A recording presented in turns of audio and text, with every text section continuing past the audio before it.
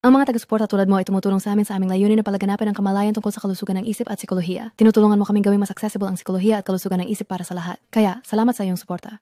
Ngayon, sa video. Minsan, madalas nating nakakalimutang bigyan ng pansin ang ating kalusugang pangkaisipan. Ang ilan sa ating mga gawain ay maaaring masyadong nakakapagod sa isip, tulad ng pagkapit sa mga nakakalaso na relasyon o pagpilit sa ating sarili sa pag-aaral o trabaho. Maaaring magandang ideya na umatras at tingnan ang ating mga kilos at gawe at tanungin ang ating sarili, mayroon ba akong malusog na gawe o negatibong gawe?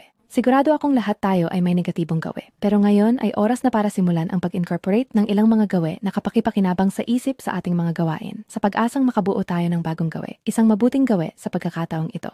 Narito ang 10 malusog na gawe na nagpapalakas ng iyong emosyonal na kalusugan. Una, pagperpekto ng iyong postura. Alam mo ba na ang pagkakaroon ng tuwid na postura ay hindi lamang mas kakit-akit, kundi may positibong epekto rin sa emosyon. Ayon sa isang pag-aaral sa Journal of Behavior Therapy and Experimental Psychiatry, ang tuwid na postura ay maaaring magdulot ng positibong epekto at mabawasan ang pagkapagod.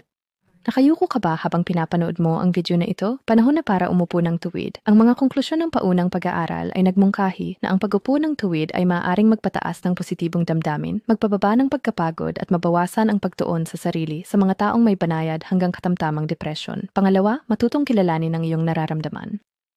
Habang maaaring mukhang maginhawa sa oras na iyon, nabaliwalain ng kalungkutan o galit sa loob mo, sa tingin mo, may trabaho kang dapat gawin. Ngunit sa katagalan, ang pagpigil sa iyong emosyon ay maaaring magdulot ng mas maraming pinsala kaysa sa kabutihan.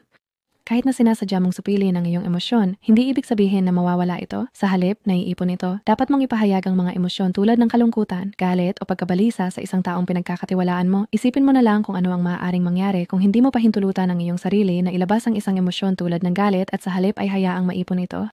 Okay, kaya gamitin natin ang galit bilang halimbawa. Ang galit ay naiuugnay sa labis na katapaan, mababang pagtingin sa sarili, migraine, pagkagumon sa droga at alak, depression, mga problema sa sexual na pagganap, mas mataas na panganib ng atake sa puso, mas mababang kalidad ng mga relasyon, mas mataas na posibilidad ng pag-abuso sa iba emosyonal at pisikal, o pareho, mas mataas na presyon ng dugo at stroke, ayon kay coach sa pamamahala ng galit na si Dr. Schinnerer.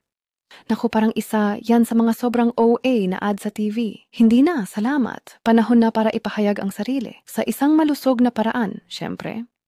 Anger ay maaari ring magdulot ng insomnia, pagkabalisa, mga isyu sa self-esteem, at mental o brain fog, upang magbanggit pa ng ilan. At ito ay galit pa lamang. May mga pisikal at mental na problema na maaaring lumitaw mula sa anumang pagpigil ng emosyon. Tila, dahil kapag ang mga emosyong ito ay naipon, sa huli ay aahon ito sa ibabaw, at malamang na sumabog mula sa iyo na parang bulkan. Kaya, ano ang dapat nating gawin tungkol sa lahat ng mga damdaming ito?